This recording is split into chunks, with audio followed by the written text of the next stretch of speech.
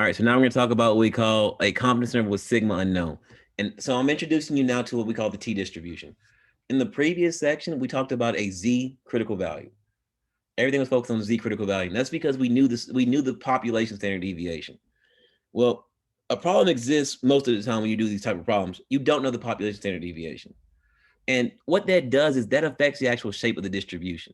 Because normally your shape is going to be normal. And if it's normal like this, we can always use the standard normal. But now what's going to happen is we don't really know what the shape is.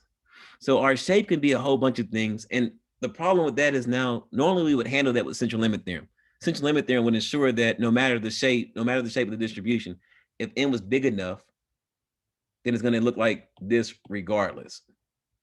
But now our n won't be big enough. As a matter of fact, our n will be pretty small. And when we look at it now, instead of looking like this, the shape will be more like this. So it won't look as normal, but it'll still be kind of normal. So we need to be able to fix that. And we do that by using the t distribution, a new distribution. And this is pretty much all I just said. So the t distribution has pretty much the same properties as the z distribution. T is still very symmetric for the most part. And as a matter of fact, the bigger the sample size, the more symmetric t looks. So if this curve right here is my normal distribution curve, t is going to look something like this, depending on the size of t. If t is small, t will look something like this. Need to bring this tail up. Look something like this. If t is small, it has very large tails out here, a lot of area in your tails. That's what t has. If t is large, then here's what happens. It starts to get slender and more slender. You still have a lot of area in the tails. So when I say t is large, I mean when n is large, I'm sorry. When n is small, it looks like the red curve. This is a small n. When n is large, this is a large n. It looks more like this one. This is what we call a large n. So the larger the n gets, the closer and closer it starts to look like the normal distribution. That's what's going to happen there, right? But the mean of the t curve, mean of every t curve is still centered at the middle. So mu still sits at the middle of the curve. It's more spread out, so you have fatter tails. You have fatter tails. There's more area in the tails of the t distribution. And the more you know, the bigger the sample size. So the bigger the sample, the bigger the n, the closer it resembles the z distribution. The bigger the n, the closer it resembles the z distribution, all right?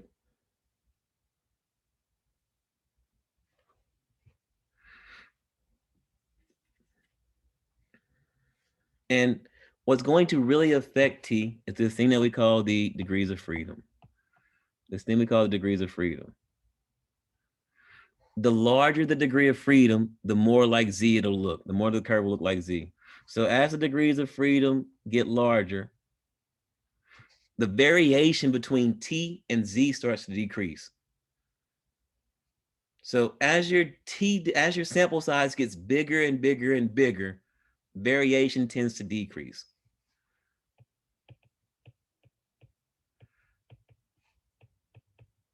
So as your sample size increases, variation decrease. That's a big thing here. And these degrees of freedom, which we'll call df, the degrees of freedom are equal to the sample size minus 1. So always the sample size minus 1.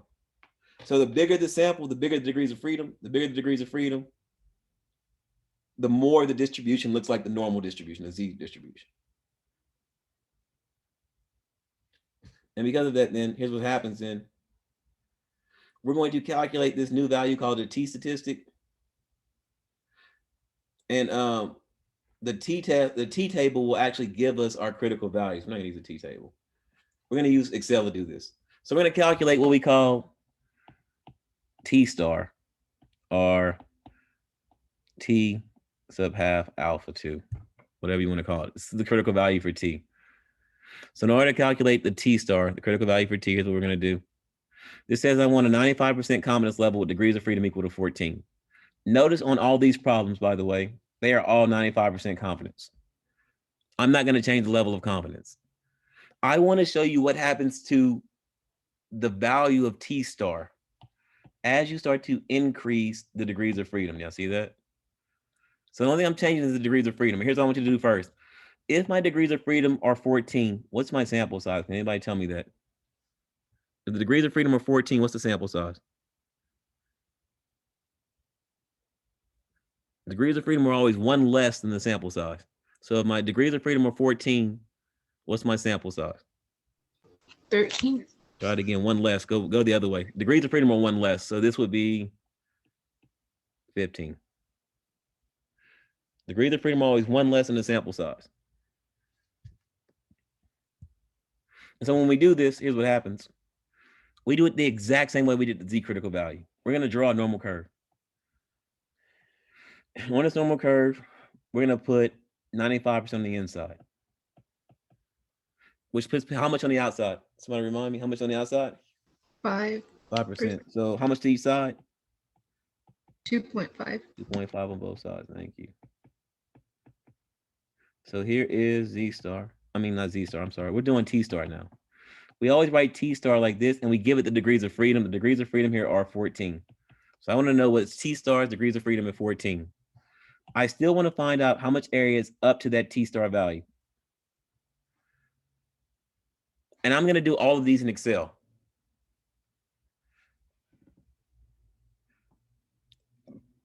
So using Excel,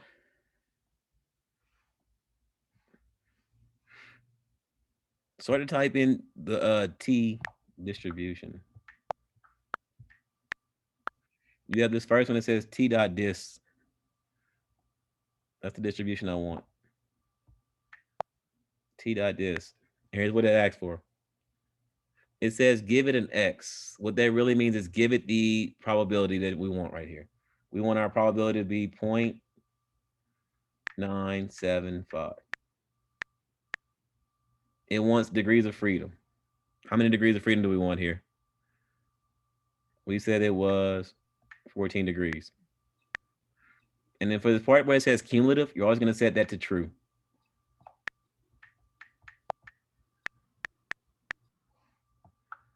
Return that.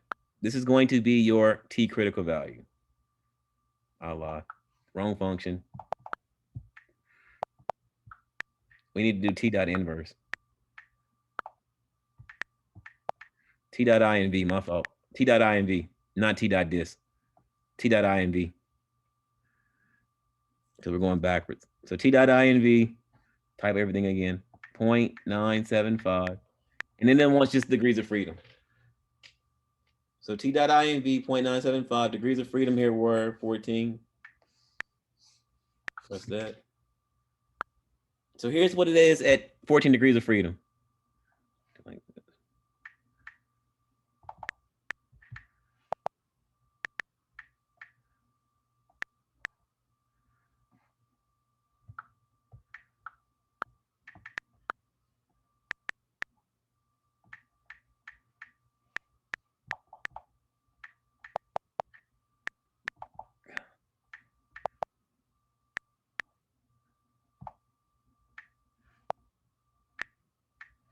Struggle. There it is at 14 degrees of freedom. 2.14. So let's say 2.145. So this is equal to 2.145. Let's do 95% at 20 degrees. What happens when I increase the sample size? So what is my new sample size? If I'm at 20 degrees, what's my sample size? N is equal to what now? 21. 21. Good, 21. So again here, I'm still 95% inside of here, right? So it's still 2.5 to this side and 2.5 to this side. I want to calculate the area up to this value and below. And so this is going to be T at 20 degrees of freedom. T star at 20 degrees.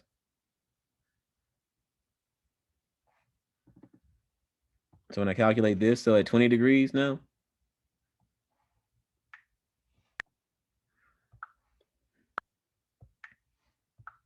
T dot INV, probability 0.0,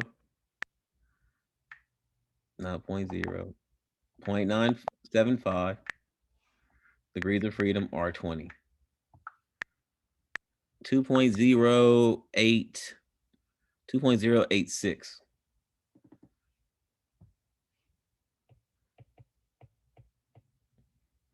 What happened to T? What happened to T as you increase the degrees of freedom, by the way? What happened to T as we increase degrees of freedom? Anybody tell me that? Decrease. It did what? It decreased. It decreased. Good. It got smaller. Let's do 95% at 50. So here, when I calculate this, I'm going to calculate, I'm not going to draw the curve again because we understand what's going on there. T star at, so if degrees of freedom are 50, what was N equal to here? 51. 51. So I want to do it at 50. Let's come here again. So at 50 degrees,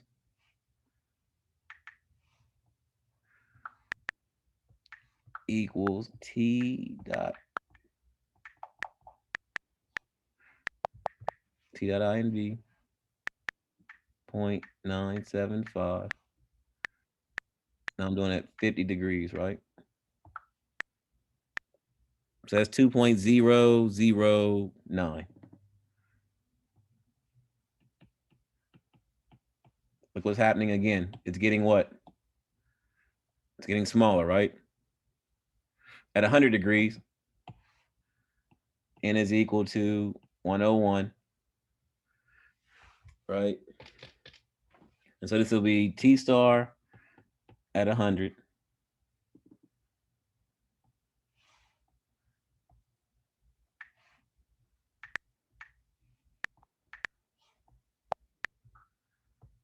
equals T dot INV 0.975. Degrees of freedom are 100. There. It went down to 1.984.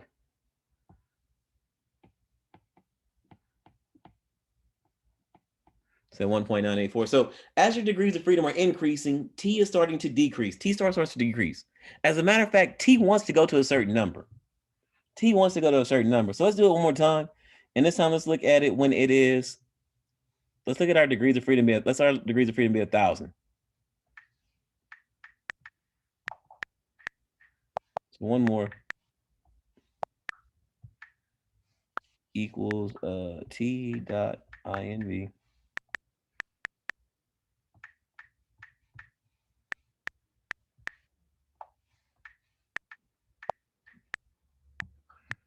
1.962. So that's about 1.96, right? 1.962. Everybody see that? What number do you think T star wants to go to? What if I did 1,000,000? Let's look at that one time. 1, 2, 3, 4, 5, 6. That's 1,000,000. If I had 1,000,000 degrees of freedom,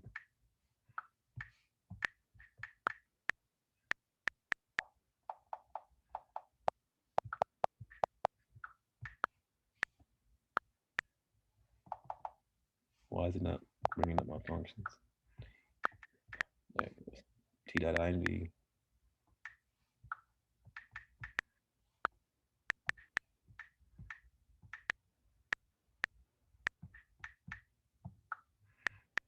It's at 1.95997, so 1.96. What number does it want to go to? 1.96. Which is the same as the Z star at 95%, by the way. That's the same thing as the Z star at 95, at the same thing as the Z star at 95%.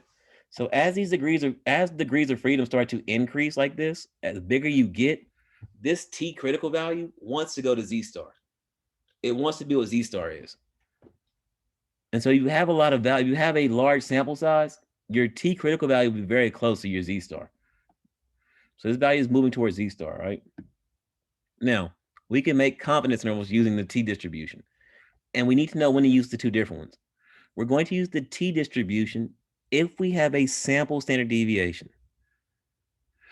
And so generally speaking, what they'll say is something like this. A random sample of 24 college students were surveyed to determine how long it takes to walk from the library to the education building. The survey team found a sample mean of 12.3 minutes with the standard deviation of 3.2 minutes. I want you to understand this real quick. They took a survey of us and had a sample mean of this right here, 12.3. And then the standard deviation also came from that sample. So this is what we call a sample standard deviation. Assuming that walking times are normally distributed, and we have to assume that normally distributed here because they tell us that there's only 24 people. That's less than 30. Find a 95% confidence level interval for the population mean of walking times. God, this got cut off really bad. So let's do this. Here's how we do it. Same concept as the known one, except here's what you need to do. To find the confidence level, we have X bar plus or minus E. But the E here is now equal to T star with its degrees of freedom times what we call S of X. This is the sample standard deviation. We were dealing with the population standard deviation before. Now we have the sample standard deviation over the square root of, we'll call this N.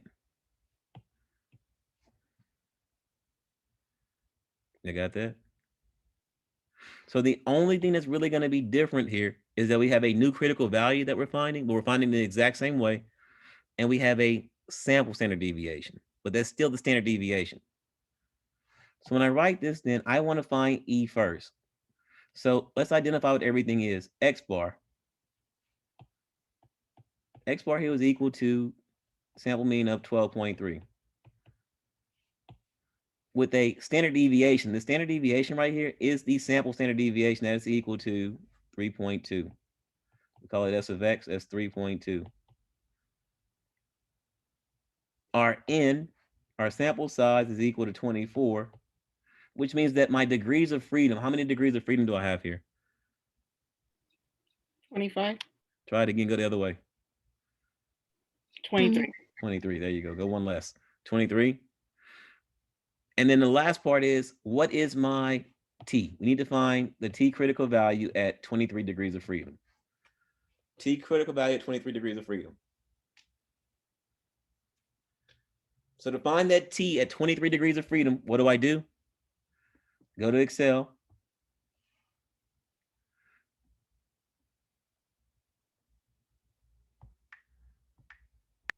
Now I have 23 degrees. So I'm going to do, and I want to find a, what kind of level was it? It was 95%. So it's at 95%, right? So we're going to do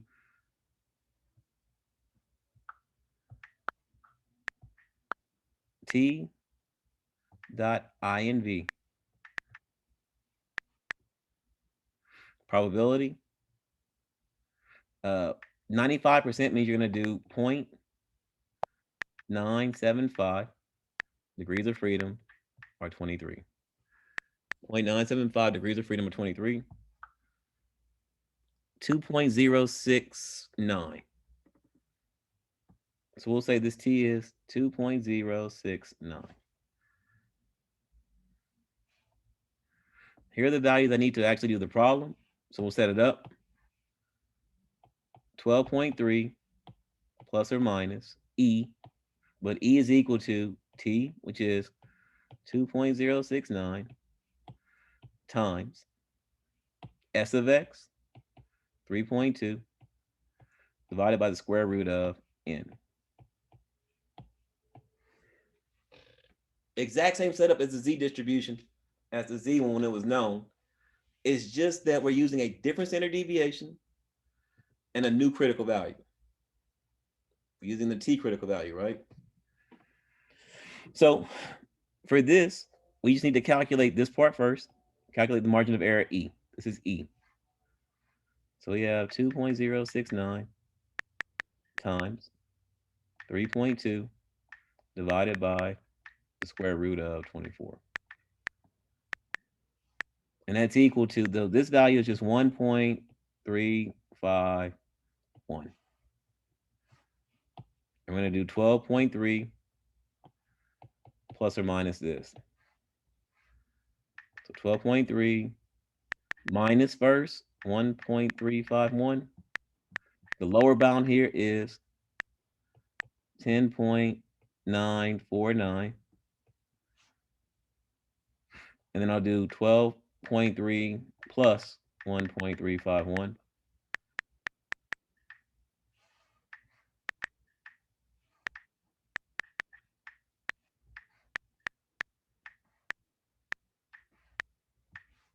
I didn't do that right. 12.3 plus 1.351.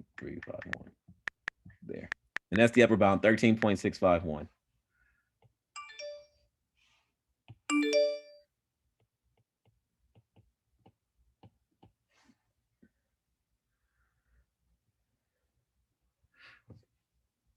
So same type of problem. Same type of problem. The only thing different about it is you're using a different critical value, using T star, which is the degrees of freedom, and you're using the sample standard deviation. And we only do this when we don't see the Greek letter sigma, or they tell us that it is, if they tell us that it's not known. If they tell us that it's known, or we see the Greek letter sigma, we're going to use the Z critical value. If they don't tell us that, we're going to use the T one. More often than not, we use T, by the way.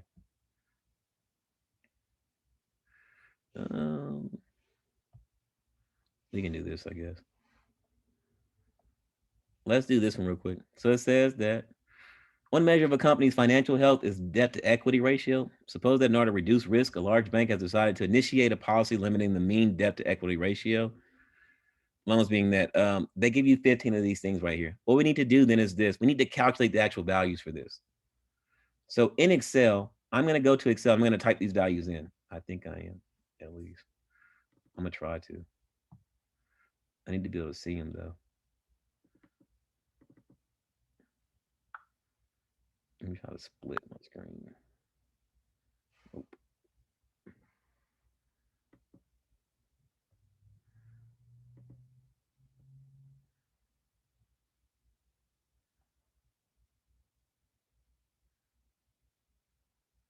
There we go. So type these values in and we'll calculate.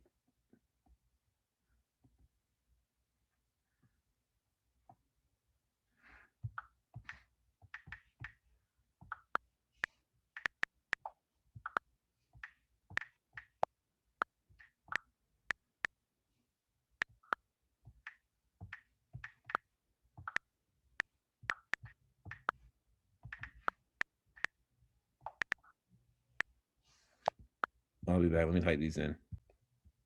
All right. So once we have them typed in, like we do right here now, we're going to go ahead and calculate what we call summary statistics for this data. Do not want that. Anyway. So to do that, there's a couple things. Here's what we really need. We need the mean and the standard deviation from the sample. We need the mean and the standard deviation. So to calculate the mean, all I'm going to do is the average here. Use the average function. And I just want the average of these numbers right here.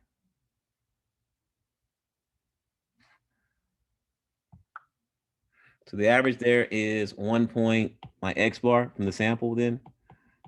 X bar is equal to 1.343. That's the mean. Standard deviation. And this is a sample standard deviation. I'm pulling it from data itself. So I'm going to use equals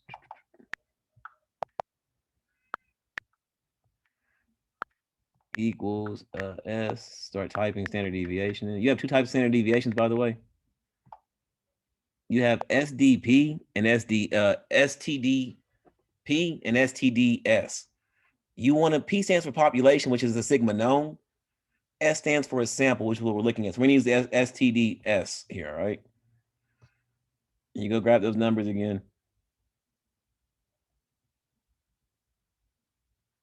There. There's your population standard deviation. That's S of X. That's equal to 0.192. And the last thing I need to know is, what is my T critical value? What is T star equal to? Well, here, the sample size is N is equal to 15. So my degrees of freedom are how many? Somebody tell me that. How many degrees of freedom do I have here? 14. 14. Thank you so much. So T star at 14 degrees, and I want to find what kind of level do I want to find? If they don't tell you a confidence level to look at, which this problem doesn't, if they don't tell you a level, default to 95%. 95% is the default level. So we're going to go 95% confidence, right? So T star, I'm going to do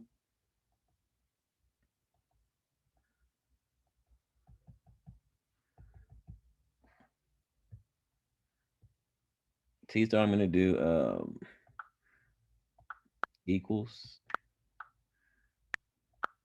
T dot INV. Why is it not coming up?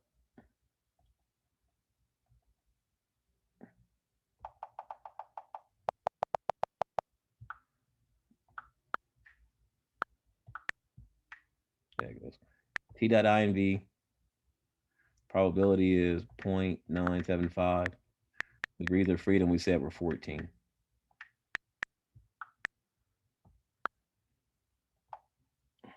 There. So there's your T, 2.145.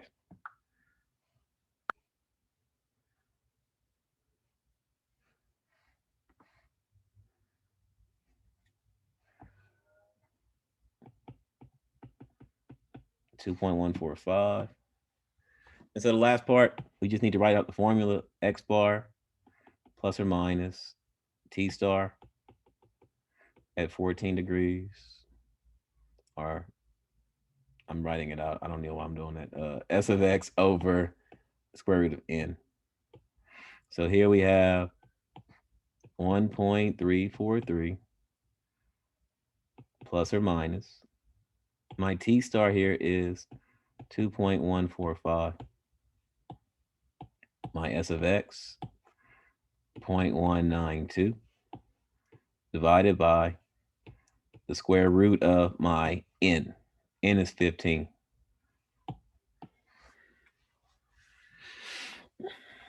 Again, we can calculate the margin of error first, E, which is this part right here.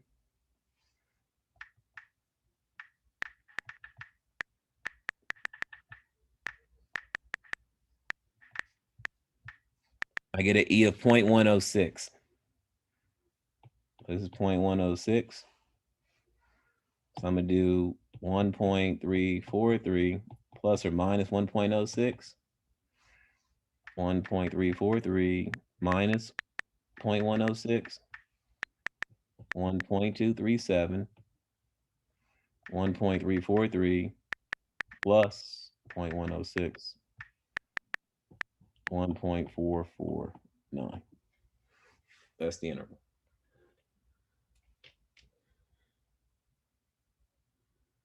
Hey, are there any questions on any of that?